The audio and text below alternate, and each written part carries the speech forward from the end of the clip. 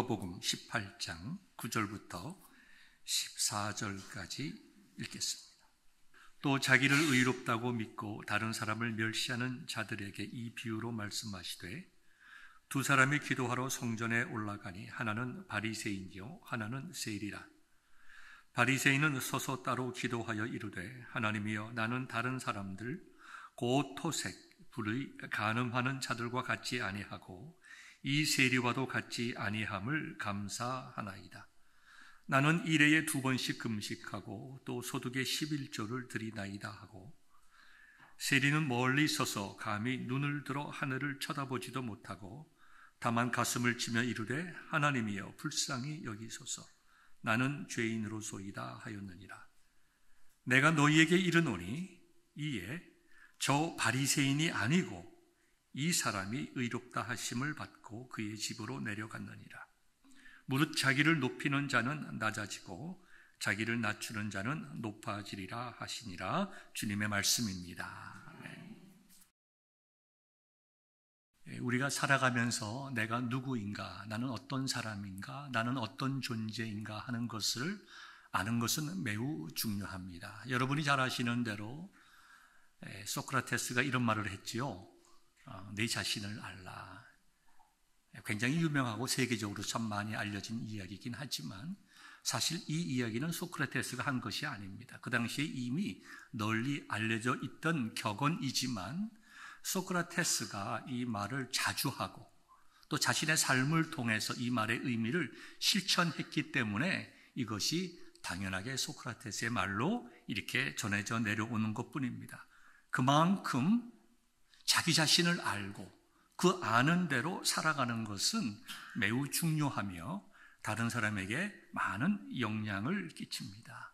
저와 여러분들은 우리 자신들을 뒤돌아보면서 나는 누구인가 어떻게 생각하십니까? 여러분 이런 생각 좀 많이 해보셨습니까? 나는 어떤 존재인가? 나는 어디서 와서 어디로 가고 있나? 내 인생의 삶의 의미는 무엇인가? 여러분 가을이면 생각이 많잖아요.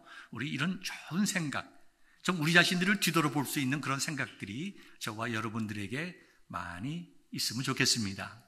성경은 우리가 누구인지를 분명히 말씀하고 있어요. 많은 내용의 말씀을 드릴 수가 있겠지만 그 성경이 우리에게 주시는 우리 자신들이 누구인가라는 그 자인식의 가장 핵심되는 것을 말을 줄인다면 우리는 용서받은 죄인이다. 이렇게 말씀드릴 수가 있을 것입니다. 저와 여러분이 어떤 존재라고요?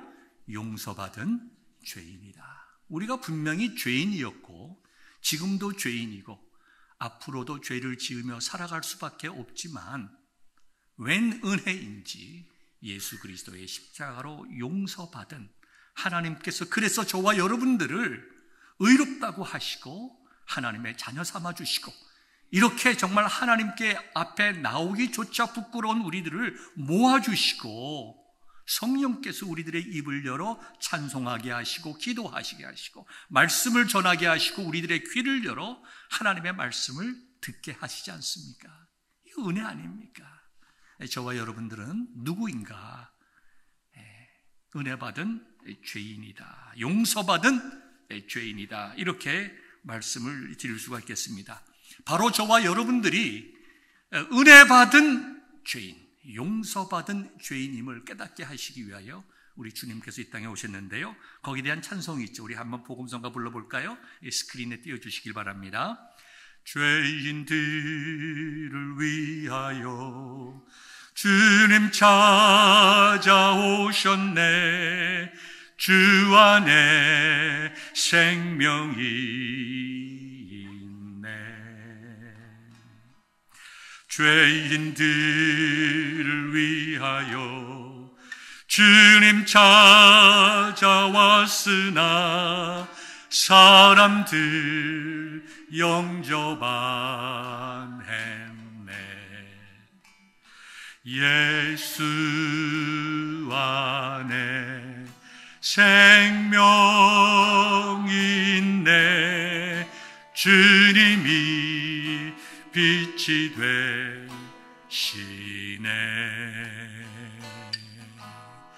예수 안에 생명이 있네. 주님이 빛이 되시네. 주님 영접하는 자, 주님 영접하는 자, 하나님의 자녀요. 주 안에 생명이 있네. 주님 앞에 오시오. 어서 빨리 오시오. 주 안에 생명이 있네. 예수 안에, 예수 안에 생명이 있네. 생명이 있네. 주님이 빛이 되시네. 예수 안에 생명이 있네. 주님이 빛이 되시네. 아멘. 이 죄인들을 위하여 주님 오셨네. 그 죄인들은 저 밖에 있는 사람을 의미하는 것 아닙니다. 아주 못되게 사는 사람들을 의미하는 것이 아니고, 살인과 강간과 도둑질과 강도질하는 사람을 위한 것이 아니고, 누구를 위하였어요? 나를 위해서. 나 같은 죄인을 위해서 예수님께서 이 땅에 오셔서 십자가의 보혈을 흘려주심으로 우리의 죄를 용서하여 주셨다. 우리 복음의 핵심 아닙니까? 이 복음의 핵심을 우리가 믿고 고백하게 될 때에 내가 누구인가? 하나님 앞에서 나는 어떤 존재인가? 그렇지, 나는 용서받은 죄인이지, 나는 은혜받은 하나님의 자녀이지. 우리가 이것을 분명히 안다고 하면 우리가 이 세상 살아가면서 낭망할 것 없고, 우리가 이 세상 살아가면서 좌절할 것 없고, 이 세상 살아가면서 우리의 소망이 하나님께 있음을 깨닫게 되는 것입니다. 이렇게 우리가 용서받았다는 확신을 가질 때에 우리는 다른 사람들을 용서할 수 있고, 내가 용서받은 깊이만큼 우리가 다른 사람들을 용서할 수 있으며, 하나님 앞에서 정말 영육 간에 바르게 살아갈 수 있음을 우리가 깨달아야 합니다. 우리가 생명의 삶을 가지고 우리 큐티를 하고 있지 않습니까? 지난 금요일 10월 7일이죠. 생명의 삶 묵상 에세이에 문성이라고 하는 선교사님이 쓴 글이 있습니다. 이분은 그 파푸아 뉴기니의 고산 지역에서 선교하는 분들인데요, 선교를 하면서 많은 도둑을 맞습니다. 남들이 물건 훔쳐가면 참 불안하기도 하고 기분이 나쁘죠. 그러나 이분들은 원수 맺지 아니하고 그분들과 좋은 신뢰관계를 맺어나가기 위해서 도둑을 맞아도 그 사람들을 탓하지 아니하고 도리어 내가 잘 못 간수한 책임이다 라고 생각을 했습니다. 집 밖에 신발이나 비누나 망치나 이런 것들이 사라져도 그저 찾지 않고 기다렸습니다. 그런데 어느 날부턴가 비누도 없어지지 아니하고 망치도 없어지지 아니하고 집 밖에 모든 물건들이 잊어먹질 않는 거예요. 누구 훔쳐가는 사람이 없는 거예요. 또 사람들이 와서 빌려달라고 얘기하고 반드시 돌려줍니다. 어느 날부터 그 부족 사람들이 선교사님을 향해서 삼촌과 사모님을 향하여 숙모라고 불렀습니다. 존경과 신뢰를 의미하는 것이죠. 그리고 삼촌이 빌려준 물건은 우리가 반드시 돌려주겠다고, 자기들을 믿고 물건을 빌려줘서 고맙다고 말을 하기 시작했습니다. 그리고 그분들은 선교사님의 집과 그 교회가 있는 땅을 하나님께서 인정하시는 평화의 땅, 더 이상의 도둑이 없고 갈등이 없고 평강이 있는 평화의 땅이로 불렀습니다.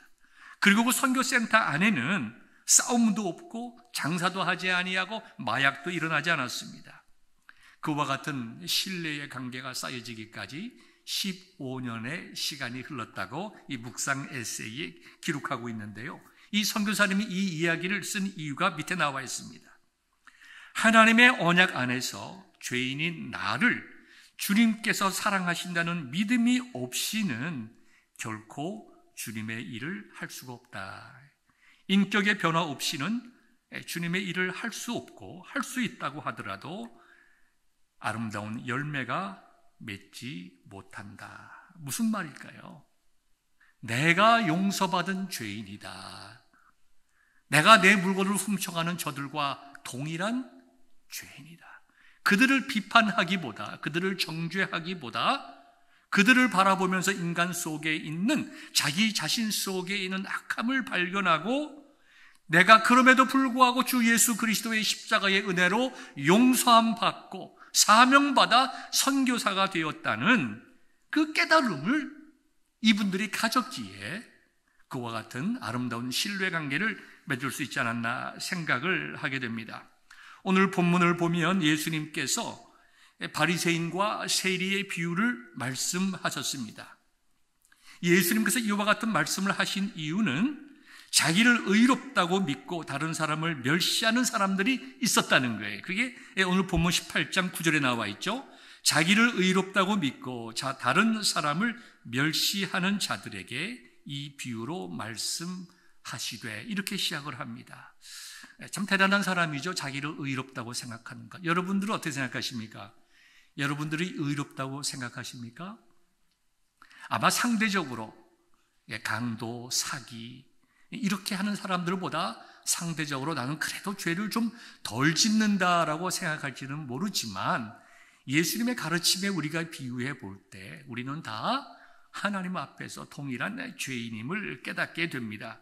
그런데 그런 깨달음이 없이, 자기가 하나님 앞에서 어떤 자인지 깨달음이 없이 다른 사람들에 대해서 정죄하고 멸시하는 그런 사람들을 위하여 이 말씀을 하셨는데요.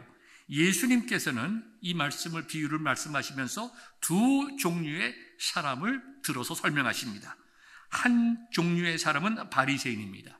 여러분들은 바리새인이 누구인지 잘 아시기 때문에 따로 설명을 드리지는 않겠습니다. 또 한 사람은 누굽니까? 세리입니다. 바리새인들은 정말 여기 오늘 본문에 나와 있는 것과 같이 항상 일회에 2번씩 금식하고 소득의 11조를 드립니다. 나는 다른 사람들 같이 토색, 불의, 간음하는 자가 아닙니다. 얼마나 당당합니까? 여기 토색이라고 하는 것은 좀 어려운 말이긴 한데요, 간단하게 설명하면 강압적으로 다른 사람에게 무엇인가 요구하는 거죠. 힘이나 권력을 통해서. 예를 들어 봅시다. 어떤 사람이 조폭이 있다고 생각해 봅시다. 온몸에 문신을 다 그리고 온몸에 문신 있는 사람이 서너 명이 와서 가게 옆에 옵니다. 어이구, 주인이 누구십니까? 더운 날인데 사이다 한 병 먹었으면 좋겠습니다. 그러면 그 주인이 어떡합니까? 돈을 내지 않아도 알아서 갖다 주죠. 왜 그럴까요? 힘 있는 자가 그것을 뺏기 원하는 것을 알기 때문입니다. 이처럼 자기의 힘과 권력을 이용하여 다른 사람의 것을 강제로 탈취하는 것이 뭡니까? 곧 여기 나와 있는 토색입니다. 불의, 여러분들 잘 아시는 말씀이고, 간음, 여러분들이 잘 아시는 말입니다. 예수님께서 이 세 가지 비유를 든 것은 그 당시에 사회적으로 토색과 불의와 간음이 횡행했다는 거예요. 일반 민중들 가운데 이런 일들이 너무나 많았다는 거예요. 가장 보편적인 죄를 예수님께서 세 가지 들어서 설명한 거예요. 이 모든 사람들이 다 그렇게 살아가는데 이 바리새인은 그렇게 살아가지 아니한다는 거예요. 저들과는 다르게 나는 구별된 삶을 살아가고 있습니다. 나는 저들과 달리 토색이나 불의나 간음하지 아니하고 세리와 같이 아니함을 인하여 감사합니다. 얼마나 모욕적인 얘기일까요? 저기 있는 세리와 같지 아니한 것을 감사합니다. 이와 같은 사람이 바리새인이었습니다. 그런데 이 바리새인들은 많은 일반 민중의 존경을 받았던 사람들인 것을 여러분이 잘 알고 있습니다. 또 한 사람은 누굽니까? 세리입니다. 세리는 여러분들이 잘 아시는 대로 그 당시에 일반 민중의 지탄을 받던 사람입니다. 죄인의 대명사요, 매국노요, 로마의 앞잡이라고 여겨졌던 그러한 사람들입니다. 로마 시대에는 많은 세금들이 종류의 세금이 있었습니다. 직접세와 간접세가 있어가지고 인두세라든지 재산세라든지 토지세라든지 이런 것들은 직접 로마의 관리들이 걷었습니다. 그러나 간접세, 즉 통행세라든가 뭐 판매세, 그 다음에 이렇게 뭐 그러한 것들, 통행세, 관세, 뭐 판매세 이런 것들은 그 로마 관리들이, 로마 세리들이 현지 사람들, 즉 유대인들을 고용을 해서 그들로 하여금 세금을 걷게 했습니다. 아주 일상생활과 아주 밀접한 게 어떤 도로나 다리를 지나가기 위해서 반드시 세금을 내야 하는, 하루하루 만나는 그들의 삶을 통해서 세금을 걷는, 그것도 훨씬 더 많이 걷어서 일정액을 납부하고 일정액은 자기가 착취하는 그와 같은 사람이 오늘 성경에 나와 있고 예수님의 모든 이야기의 배경이 되는 세리들을 말하는 것입니다. 그래서 이들은 모든 사람들로부터 지탄을 받았는데, 심지어 그들로부터 성전세를 거두고 있던 제사장들로부터 저 사람들의 성전세를 받아야 되나 말아야 되나, 도대체 바르게 벌어서 벌은 돈이 아닌데 저것을 저 헌금을 내가 받아야 되나 말아야 되나, 그렇게 생각할 정도로 사회적으로 또 신앙적으로 멸시받던 사람입니다. 그렇게 되다 보니까 이 세리들은 더욱더 돈을 의지하게 되고 돈에 집착하는 결과를 가져오게 되고, 그 결과로 더욱더 일반 민중들과는 거리가 있는 사람이 되었습니다. 누가 보더라도 누가 착한 사람이고 누가 악한 사람이고, 누가 정말 우리가 배워야 할 사람이고 누가 우리가 본받지 말아야 할 사람인 것이 여기 분명히 나와 있습니다. 예수님의 말씀을 듣는 그 당시에 예수님 앞에 있던 사람들은 예수님께서 저 당연한 말씀을 가지고 어떤 이야기를 하려고 하시는가라고 의심을 가지고 있을 때에 정말 예수님께서는 정말 충격적인 반전을 하고 계십니다. 결론적으로 말씀을 드려서 예수님께서 하시는 것은 바리새인이 아니라 이 세리가 의롭다함을 입었다라고 선포하셨습니다. 자, 예수님께서 세리를 어떤 사람이라고 말씀하셨습니까? 18장 19절에 나와 있는 대로 자기를 의롭다고, 그래서 의롭지 못한 사람을 비난하는 그 바리새인들이 의로운 자가 아니라, 실질적으로 바리새인들이 멸시하고 지금 예수님 앞에서 이야기를 듣는 모든 사람이 인정하는, 누가 보더라도 공적인 정말 공공의 적이 되는 세리를 향하여 예수님께서 의롭다고 하셨으니 그 얼마나 놀라운 반전의 말씀입니까? 여기 의롭다고 하는 것은 하나님의 용서를 받았다는 말과 우리가 대치하여 사용할 수가 있습니다. 이제 좀 더 이해하기 위해서 그 당시의 사건의 현장 속으로 한번 좀 들어가 봤으면 좋겠습니다. 유대인들은 하루에 3번씩 기도하였습니다. 이때가 되면 경건한 유대인들, 다는 아니었겠죠. 그 시대에도 경건한 유대인들이 기도하기 위하여 성전에 올라갔습니다. 바리새인도 올라갔을 것이고 또 다른 사람들도 올라갔겠죠. 예수님은 이 기도 시간을 배경으로 하여 말씀을 하고 있습니다. 성전의 문을 통과합니다. 이방인의 뜰을 통과하면서, 야, 하나님, 내가 이방인이 아닌 것을 감사합니다. 그다음에 여인들까지 갈 수 있는 그 뜰을 지나면서, 아, 하나님, 내가 여자들로 태어나지 않고 남자로 태어남을 감사합니다. 그래서 기도할 수 있는 유대인들을 위한 안쪽 마당에 탁 들어가면 얼마나 정말 마음속에 뿌듯하겠어요. 나는 여기에 들어올 수 있는 자다. 나는 정말 특권을 가지고 태어난 하나님의 자녀요, 하나님의 백성이다. 근데 그 기쁨을 가지고 있는데 마음속에 불편한 점이 있습니다. 저기 보니까 한쪽 구석에 세리가 있어요. 아니, 제가 여기 왜 들어왔나? 저 나쁜 사람이 나가서 돈이나 많이 벌고 세상적으로 살지, 왜 이 거룩한 곳에 와서 기도를 한다고 저렇게 서 있나? 아마 이런 생각을 했을지 모릅니다. 그래서 그는 멋진 자세를 취하고 기도를 하기 시작하죠. 하늘을 향하여 손을 길게 뻗습니다. 손바닥을 위로 편 채 이야기를 하죠. 하나님, 하나님, 나는 다른 사람들처럼, 많은 다른 사람들처럼 세상 사람들이 살아가는 것처럼 토색하거나 불의하거나 간음하지 아니했습니다. 저기 저 세리와 같은 삶을 절대로 살아오지 않았습니다. 하나님, 그다음에 이번에 파지티브하게 나가는 거죠.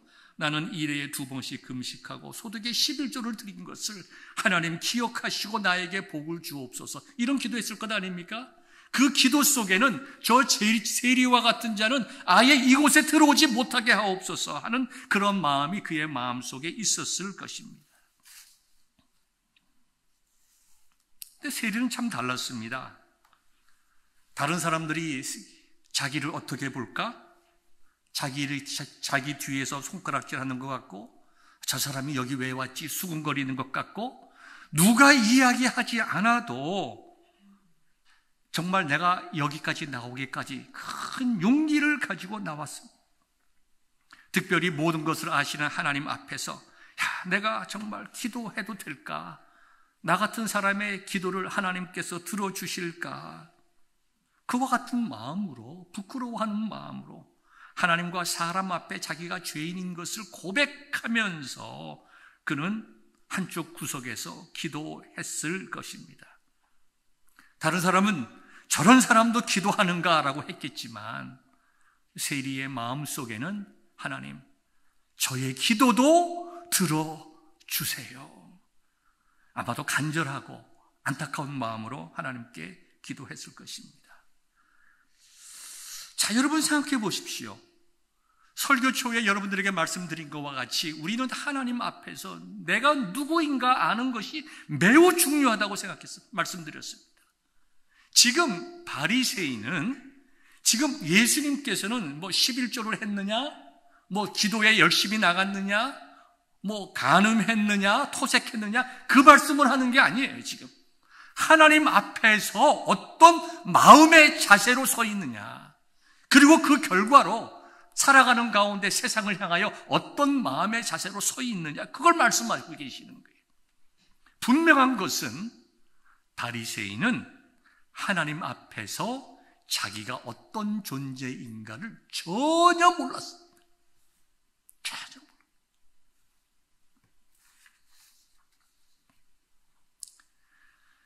그들은 하나님 앞에서 자신이 어떻게 보일까 보다 사람들 앞에서 자신들이 어떻게 보일 것인가에 깊은 관심을 가졌습니다.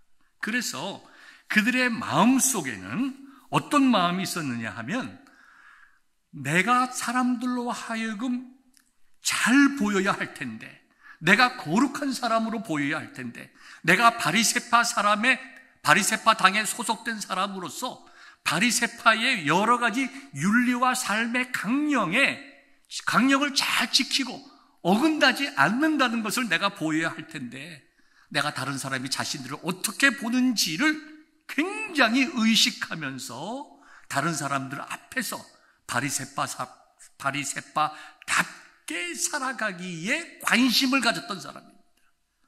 하나님 앞에서 내가 어떤 존재로 지금 보일 것인가가 아니라 사람들 앞에서 내가 어떤 존재로 보일 것인가를 생각한 거예요. 그래서 그들이 좋아서 하루에 3번 기도한 것이 아니고, 그들이 좋고 감사하고 하나님 말씀에 기쁨으로 순종하기 위해서 11조 생활한 것 아니고, 하나님 앞에서 마땅히 해야 될 일이기에 그들이 남을 구제한 것이 아니라 내가 바리새파 사람으로서 어떻게 보이는 것이 옳은가, 거기에 집착해서 그들의 삶을 살았다는 거예요. 얼마나 괴로웠겠어요. 기쁨 없이, 영적인 감동 없이, 영적인 감화 없이 영적인 일을 행하는 그 마음이 얼마나 강팍하고 얼마나 괴로웠을까요? 미국 사람들의 그 목사님들 사이에 이런 조크가 있습니다. 성령 없이 목회라. 무슨 말씀인지 아시겠습니까? 성령께서 주시는 위로와 은혜 없이 목회하라. 농담입니다, 그거는. 그거 어떨까요? 목사가 맨날 나와서 하나님 말씀 전하는데 자기는 하나님 말씀이 안 믿어진다고 생각해 봅시다. 열심히 기도는 하는데 기도의 능력이 안 믿어진다고 생각해 보세요. 내가 무엇인가 해야 되는데 하나님께서 나와 함께 하신다는 깨달음과 그 동행하심을 못 느낀다고 생각해 보세요. 목회가 지옥 아니겠습니까? 그런 농담이 있습니다. 물론 성령 충만해서 목회하라는 그런 이야기겠죠. 마치 사랑 없이 평생 살아라 하는 말과 똑같은 거예요. 바리새파 사람들이 그런 자들이었다. 이게 예수님 보시기에도 불쌍한 거죠. 그런데요, 하나님 앞에서 자기가 누구인지 분명히 깨달은 사람이 여기 또 나옵니다. 그는 세리였습니다. 자기의 마음속에 내가 정말 죄인이구나. 내가 이렇게 살면 안 되는데 내가 하나님의 말씀이 무엇인지도 알고 내가 어떻게 살아야 되는지도 알고 내가 이웃에 대해서 어떻게 행하여야 되는지도 알고 내가 하나님 앞에서 정말 내가 어떻게 살아야 되는지 알고 있으면서도 이게 안 되는 거예요.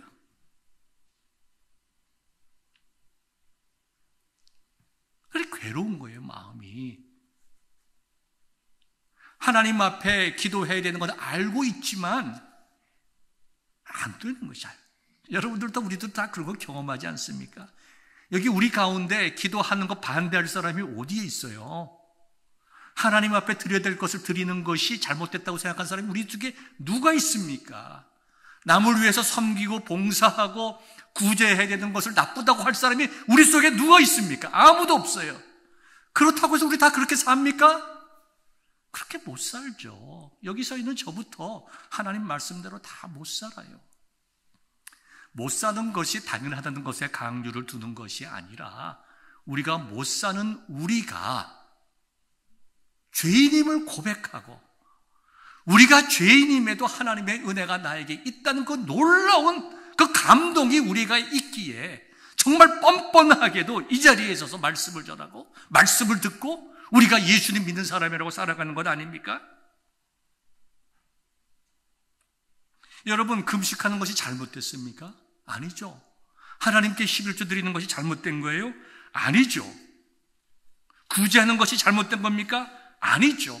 우리가 마땅히 그렇게 해야죠. 지금 세리처럼 남의 것을 토색하고 정말 잘못된 세금 징수를 하고 그것이 옳습니까? 아니죠. 그건 잘못된 것이죠.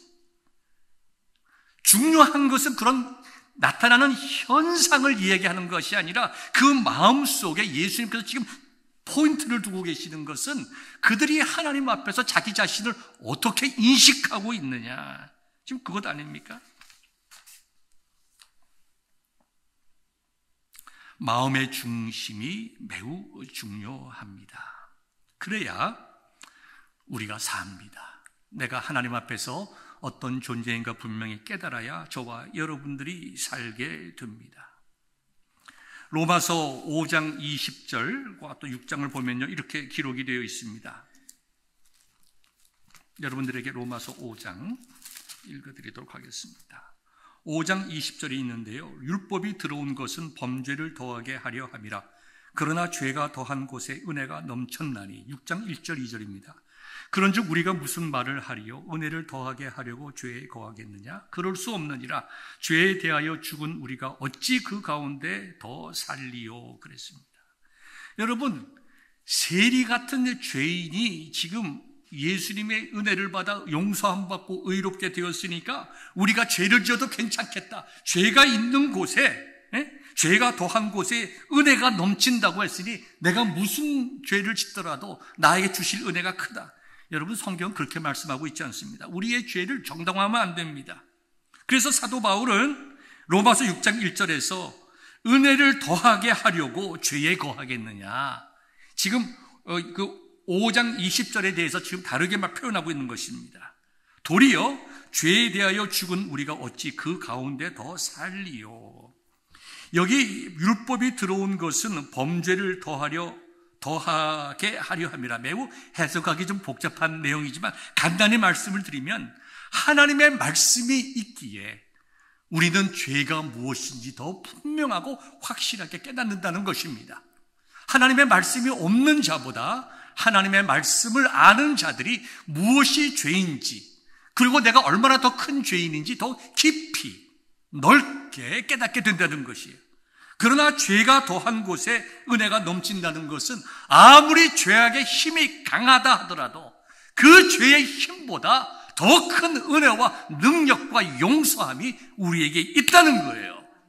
그러니까 우리의 소망은 내가 죄인인 것에 있는 것이 아니라 나 같은 죄인을 살리신 예수 그리스도의 십자가의 은혜가 나에게 있다. 우리가 이걸 깨달아야 되는 거예요. 여러분, 누가 세리입니까? 그 세리는 성경에 나와 있는 것 사람 아닙니까? 아니요. 여러분들이 세리예요. 여기 서 있는 박 목사가 제일 악독한 세리예요. 제가 말씀을 전하는 자기에 제가 제일 악독한 세리고, 우리 장로님은 정상적이라면 두 번째로 악한 세리가 되는 거예요. 그게 정상이에요. 나는 목사고 장로기 때문에 교인들보다 덜 악한 세리다. 그거는 하나님의 말씀을 모르는 자입니다. 하나님의 말씀을 가르치고 배우는 자들일수록 우리가 하나님 앞에서 내 죄가 얼마나 많이 드러납니까? 그럼에도 제가 이 자리에 서 있는 이유가 뭐예요? 나 같은 죄인 하나님께서 구원하여 주시고 나같이 더러운 인간을 목사로 세워주시고 사용하시는 그 은혜가 나에게 있기 때문입니다. 예수님과 그것 말씀하시는 거예요. 여기 보면 겸손에 관한 말씀이라고 이야기하고 있습니다. 여기 예수님께서 말씀하시는 겸손, 즉 14절이죠. 내가 너희에게 이르노니 이에 저 바리새인이 아니고 이 사람이 의롭다 하심을 받고 그의 집으로 내려갔느니라. 무릇 자기를 높이는 자는 낮아지고 자기를 낮추는 자는 높아지리라 라고 말씀하셨습니다. 이것은 나와 너의 관계를 말씀하는 게 아니에요. 근본적으로 하나님 앞에서 교만한 자. 여러분, 하나님 앞에서 교만할 자가 세상에 어떻게 그런 말을 사용할 수가 있겠어요? 온 우주 만물을 창조하신 하나님, 전능하시고 전지하신 하나님 앞에서 내가 교만하다. 세상에 이건 논리 자체가 성립이 안 되는 것이죠. 그런데 사람은 참 하나님 앞에서 교만합니다. 아마 여러분들이 이런 생각이 들 거예요. 도대체 누가 하나님 앞에서 교만하단 말이야, 건방지게. 여러분이 교만한 거예요, 하나님 앞에서. 여러분들이 교만한 거예요, 하나님 앞에서. 그리고 누가 제일 교만한 사람인가? 그 샘플을 보고 싶으세요? 저를 보세요, 제가 제일 교만한 사람이에요. 왜 그럴까요? 여러분, 이렇게 생각하실 수 있습니다. 내가 무슨 목사님 좀 말이 심하시네. 오래간만에 교회 왔는데 나보고 자꾸 죄인이라고 그러고 교만한 자라고 얘기하고 좀 너무하십니다. 이렇게 생각하지 않기를 간절히 바랍니다. 우리가 교만하기에 기도 안 하는 거예요. 기도 안 하는 것이 내가 교만하다는 확실한 증거입니다. 기도할 필요가 없으니까 기도 안 하는 거 아니에요? 발 앞에 발등에 불이 떨어져 보세요.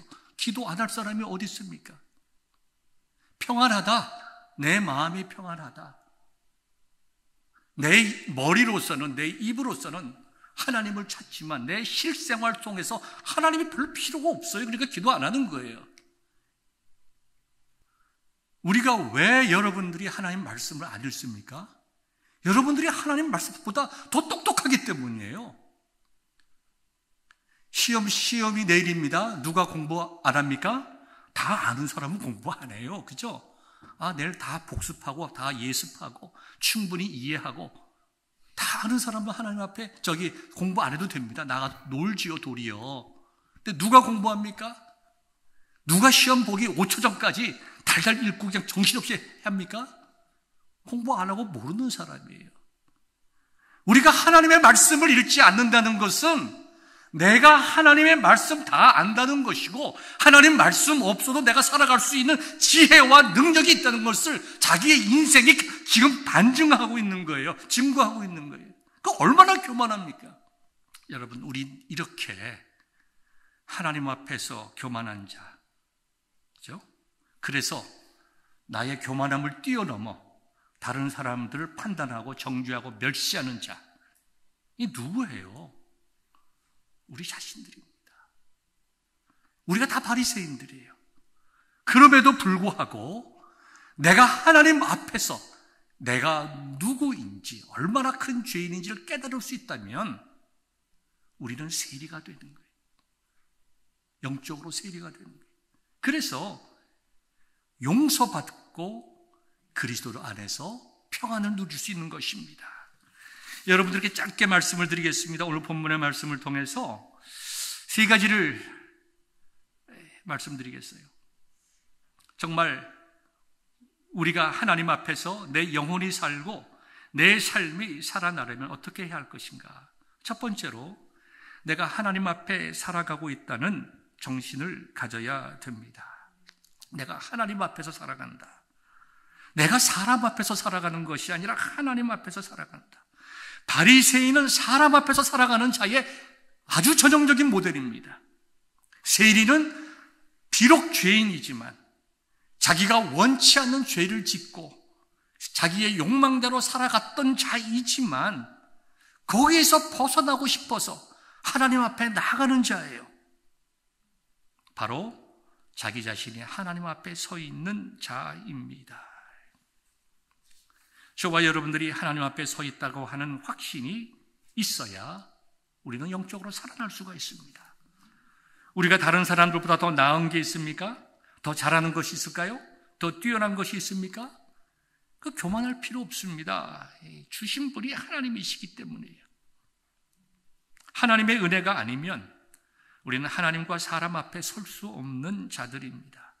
우리의 노력이나 어떠한 행함이 아니라 오직 하나님의 은혜로 살아가는 자들입니다. 오직 우리를 우리 되게 하신 나의 나 된 것은 하나님의 은혜라고 하는 사도 바울의 고백이 우리에게 있을 때에 우리는 하나님 앞에서 그리스도의 십자가의 은혜 앞에서 코람데오의 정신으로 살아가는 것입니다. 내가 하나님 앞에서 살아간다. 사람이 아니라 하나님 앞에서 살아간다라고 하는 인식이 있으므로 영육간에 살아나는 은혜가 저와 여러분에게 있기를 주님의 이름으로 축원합니다. 두 번째로 하나님께 인정받는 자들이 되어야 됩니다. 사람에게 인정받는 것이 아니라 하나님에게 인정받는 자입니다. 세리를 보십시오. 사람들 앞에서 인정받은 바리새인과 달리 한쪽 구석에서 무너진 마음으로 브로큰 하트를 가지고 하나님 앞에 섰습니다. 그러나 그 모습이야말로 진정으로 우리 주님께서 하나님께서 보고 싶어 하시는 마음 아닙니까? 저와 여러분이 잘 아시는 예수님의 산상수훈 마태복음 5장 3절과 4절을 보면 예수님께서 첫 설교를 통해서 이렇게 말씀하셨어요. 입을 열어 가르쳐 이르시되 심령이 가난한 자는 복이 있나니 천국이 그들의 것이며 애통하는 자는 복이 있나니 그들이 위로를 받을 것이며. 심령이 가난하다고 하는 것은 broken heart, 세리의 마음이에요. 내가 하나님 앞에서 설 수 없는 자요, 하나님과 사람 앞에서 내가 죄인이라고 하는 것을 분명히 알고 하나님 앞에서 애통하는 마음을 가진 자, 하나님께서는 그를 천국으로 인도하신다고 하였습니다. 하나님 앞에서 자기 자신의 죄를 회개하고 거짓됨을 고백하는 것이 자기의 영혼이 살아나는 길이요, 자기 인생이 변하는 길이요, 다른 사람에게 진정으로 귀한 생명을 나누는 길이라고 하는 것을 우리가 기억하여야 합니다. 하나 예를 드리겠습니다. 브라질의 성자라고 불리는 미국 선교사 더글러스 멜란드라고 하는 분이 계십니다. 이분은 브라질에 가서 선교를 했는데요, 평생 그의 이름이 4번 바뀌었습니다. 더글러스 멜란드, MELAND. 여러분들이 치시면 유튜브에서도 이분의 삶이 기록되어 있고 자세한 내용들이 사진과 함께 기록이 되어 있습니다. 이분이 그 브라질의 그 폴리오인들에게 처음으로 불릴 이름은 백인이라고 이름이 불렸습니다. 폴리오 인디안들에게 있어서 그 선교사는 자기들의 과거에 자기들을 착취하고 괴롭히고 자기들을 내쫓고 자기들의 삶을 폐허화시켰던 또 다른 백인이었습니다. 그분들은 의로 봉사하며 생명을 구해주고 열심히 헌신을 했더니 이름이 바뀌었습니다. 그들은 존경받을 만한 백인이다. 존경받는 백인으로 이름이 바뀌었습니다. 한 10년쯤 지났습니다. 그들이 언어를 잘 익혀서 그 폴리오 인디언들과 정말 생활 습관이나 언어나 다 정말 유창하게 잘 섞이게 되자 그분들이 이 멜란드 선교사를 이렇게 불렀습니다. 백인 인디안이다. 그렇게 불렀어요. 어느 날 부상당한 소년의 발을 씻기고 치료하는 그 멜란드 선교사를 이렇게 바라보면서 그걸 바라보던 인디안 중에 한 명이 이렇게 말했습니다. 여러분, 우리 인디안들의 발을 씻겨주는 백인을 본 적이 있습니까? 이들은 하나님께서 보낸 사람입니다. 그래서 그때부터 하나님의 사람이라고 불렸다고 합니다. 착취하는 백인에서 존경받는 백인으로, 그들의 삶에 녹아들음으로써 백인 인디안으로, 그리고 마지막으로 하나님의 사람으로 불리운 것은 그들의 삶을 통해서 그들이 그리스도의 모습을 발견하고 그들이 정말 그 인디안들보다 조금이라도 더 나은 것이 있었다면 동일한 죄인인 나에게 주신 은혜요, 은사인 것을 깨달아 그들을 섬겼다는 것입니다. 그들이 그리스도의 모습을 닮아가면서 정말 그리스도의 마음을 가졌을 때에 그들은 다른 사람을 살리는 사람뿐만 아니라 그들 자신의 영육이 살아나는 은혜를 받았습니다. 사랑하는 성도 여러분, 말씀을 맺고자 합니다. 오늘 설교 제목이 뭡니까? 하나님 앞에서 겸비한 마음을 가져야 산다. 이것은 윤리적인 겸손과 겸비를 이야기하는 것이 아니라 세리의 마음, 내가 저 세리와 같은 죄인이다. 동시에 참으로 죄를 고백하는 그 죄인을, 세리를 용서하시고 의롭다고 인정해 주시고 하나님 앞에서 브로큰 하트를 가진 자를 귀하게 보시는 그리스도의 인정받는 자들이 우리가 되어질 때에 저희가 살고 세상을 살리는 귀한 성도들이 될 수 있을 줄 믿습니다. 사랑하는 성도 여러분, 하나님 앞에 우리가 브로큰 하트, 겸비한 마음을 가짐으로 우리가 살고 세상을 살리는 은혜의 사람, 능력의 사람 될 수 있기를 우리 주님의 이름으로 축원합니다.